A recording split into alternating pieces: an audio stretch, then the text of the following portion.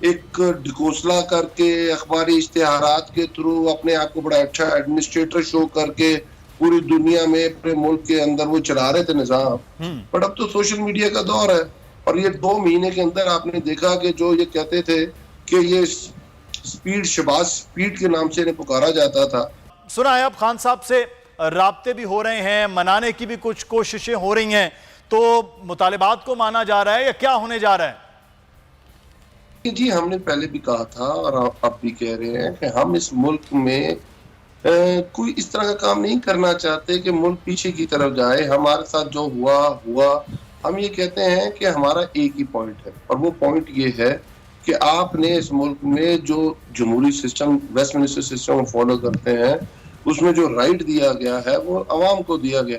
हम अवाम के पास जाते हैं, जिसको जो मैंडेट मिलता है उसको सब एक्सेप्ट करेंगे। हम फ्रेश इलेक्शंस कॉल कर रहे हैं। हमारी पहली और आखिरी शर्त सिर्फ फ्री एंड फेयर इलेक्शंस हैं और जितनी जल्दी वो कॉल हो जाए उतने अच्छे हैं। जो अपने राब्तों की बात की, आजकल तो वो बेचारे जो इनके साथ, क्योंकि उनका प्लान कभी नहीं था, 35 साल ये सिर्फ एक ढकोसला करके अखबारी इश्तिहारात के थ्रू अपने आप को बड़ा अच्छा एडमिनिस्ट्रेटर शो करके पूरी दुनिया में अपने मुल्क के अंदर वो चला रहे थे निजाम। बट अब तो सोशल मीडिया का दौर है और ये 2 महीने के अंदर आपने देखा कि जो ये कहते थे कि ये स्पीड, शहबाज स्पीड के नाम से इन्हें पुकारा जाता था, 2 महीने लगे, टोटल वो सारी चीजें एक्सपोज हो गई। आपके सामने है कि जो जो इन्होंने बातें की, इन्होंने पहले दिन आके कहा कि हमें हफ्ते के 7 दिन काम करना चाहिए। कल आपने नोटिफिकेशन देख लिया कैबिनेट का कि उन्होंने कहा अब सैटरडे भी ऑफ और जुमे का भी हाफ डे करना पड़ेगा। उसके बाद इन्होंने लंगर खाने बंद करने की बात की। वो लंगर खाने उन्होंने बाद में कहा नहीं, वो मुझसे गलत फैसला हो गया था लंगर खाने। फिर उन्होंने कहा जी मैं IMF जो हमने चले ये तो अब हुकूमत कर रही है अवान साहब, और उन फैसलों की क्या रिजल्ट नजर आता है वो तो अगले आने वाले दिनों में देखेंगे। लेकिन सिद्दीक जान, अब ये बहुत ज्यादा बात हो रही है कि राना सनाउल्लाह साहब का आपने भी बयान देखा कि बातचीत हो सकती है खान साहब के साथ। उससे पहले शहबाज शरीफ साहब भी बातचीत की बात करें, लेकिन खान साहब सिवाय इलेक्शन के नहीं मान रहे हैं। तो क्या इस वक्त लगता है कि मामला इलेक्शन से की तरफ ही खान साहब के आखिरी और हतमी फैसला होगा या कोई बातचीत से मामला हल होते हुए नजर आएंगे?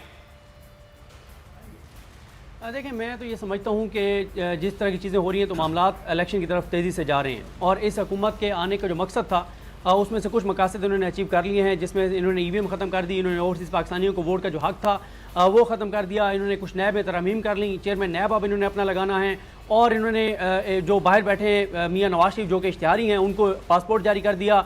बाकी अपने केसेस में रिलीफ लेने की कोशिश की, कवानीन बदलने की कोशिश की, अपने प्रोसिक्यूटर लगा दिए। तो लेकिन उस सब के वो तो उन्होंने कर लिया जिस मकसद के लिए आए थे, लेकिन जो ये अवाम को बताया करते थे कि हम महंगाई खत्म करने के लिए आए हैं, उसमें जो इन्होंने तबाही और बर्बादी मुल्क की मईशत की कर दी। और वो क्यों हुई? वो इसलिए हुई कि जब ये आपस में बंदर बांट में लगे रहे। मुझे बताएं, आप पहले 40 दिन के अखबारें उठा के देख लें, आप प्रोग्राम उठा के देख लें, किस बात पे लड़ाई हो रही थी जी। उसको इतनी वजारतें चाहिए, उसको इतनी चाहिए, वो वजारत मांग रहा है, वो वजारत मांग रहा है, वो जी कौमी असम्बली के स्पीकर मांग रहे हैं, वो चेयरमैन सेनेट मांग रहे हैं, वो फलानी आईनी ओहदा मांग रहे हैं, वो फलाना आईनी ओहदा मांग रहे हैं। जब आप आपस की बंदर बांट में मसरूफ रहे, आपस में आप अपने केसेस बंद करवाने पे फोकस रहा, अपने इश्तिहारियों, फरारियों, मफरूरों को नवाजने पर रहा, जो यहाँ पर लोग जमानतों पर रिहा हैं उनको आपने सिक्योरिटी देने पे आपका फोकस रहा। और फिर आपने किया क्या? जो मामला सुप्रीम कोर्ट में है, आपने एक बात की, मैं उसको जरूर आपको बताता चलूँ, जो आपने इंट्रो में जिक्र किया चेयरमैन नैब का और नैब की तरमीम का। ये मामला मैं आज आपको बता रहा हूँ कि सुप्रीम कोर्ट में टेकअप होने जा रहा है। उसकी रीज़न ये है कि सुप्रीम कोर्ट कैटेगोरिकल ये कह चुकी है कि ये कन्फ्लिक्ट ऑफ इंटरेस्ट है, ये मफादात का टकराव है कि जिन लोगों पर नैब के केसेस हैं वो बैठकर नैब के कवानीन बनाएं। ये इसलिए मैं कह रहा हूँ कि सुप्रीम कोर्ट ने जो ECL से उन्होंने नाम निकाले हैं उस पर सुप्रीम कोर्ट ने इजहार बरहमी किया है और शहबाज शरीफ साहब के पास सिर्फ 6 दिन का वक्त बाकी है।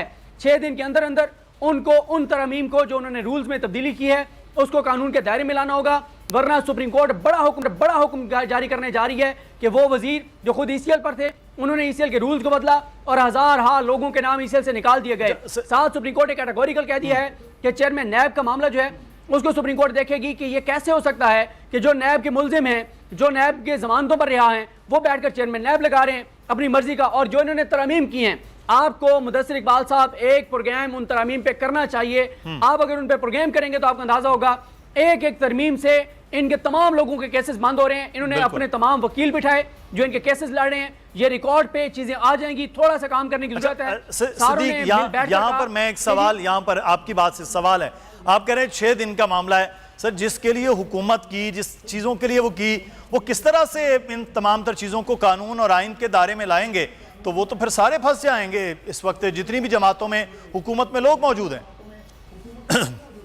देखिए, जो मैंने 6 दिन का जिक्र किया है, ये मैंने सुप्रीम कोर्ट के उस स्पेसिफिक केस का जिक्र किया है जिसमें ECL के मामले को कानून के दायरे में लाना है। बाकी चीजों की बात नहीं है। बाकी अभी मामला सुप्रीम कोर्ट में आना है नैब तरमीम का, क्योंकि नैब तरमीम में इन्होंने एसिड की तारीफ बदल दी है, इन्होंने अक्यूज की तारीफ बदल दी है, और सबसे बड़ा जुल्म ये किया है कि 100% जो बर्डन ऑफ प्रूफ है वो प्रोसिक्यूशन पे ये डाल दिया। यानी आप बताएं कि व्हाइट कॉलर क्राइम को कैसे पकड़ा जा सकता है? यानी जब मियां साहब ने मान लिया कि ये एसेट मेरे हैं, जनाब स्पीकर ये हैं वो जराए जिनसे ये फ्लैट खरीदे हैं, ये हमारे जदादे हैं, हमने अपने दोस्तों से कर्जे लेके बनाई, ये किया ये किया ये किया, उसके बावजूद जब वो मान रहे हैं कि हमारे एसेट हैं, तो अब उनको बताने के सोर्स ऑफ इनकम क्या था, पैसे कमाए कैसे, भिजवाए कैसे, रसीदें उन्होंने दिखानी थी। लेकिन अब ये भी साबित नैब ने करना है कि जी इनकी ही हैं। जब वो मान चुके हैं कि हमारी हैं तो सोर्स उन्होंने देने हैं। ये मैं आपको बता रहा हूं कि जो नैब की तरमीम है, जैसे ज्वाइंट सेशन से ये मंजूर होंगी, उसके साथ मरियम नवाज साहिबा का केस खत्म हो जाएगा, नवाज शरीफ के केसेस खत्म हो जाएंगे, शहबाज शरीफ के केसेस खत्म हो जाएंगे। टोटल कोई 33 लोग हैं इनके जिनके केसेस खत्म हो जाएंगे। ऐसी तरमीम की जा रही है। यही वजह है कि सुप्रीम कोर्ट इस मामले को टेकअप करने जा रही है। सुप्रीम कोर्ट ने कहा कि चेयरमैन नैब का मामला भी हम देखेंगे, नैब तरमीम का भी हम जायजा लेंगे। ये कन्फ्लिक्ट ऑफ इंटरेस्ट है कि वो लोग बैठकर कानून बना रहे हैं जो खुद मुल्जिम है नैब के।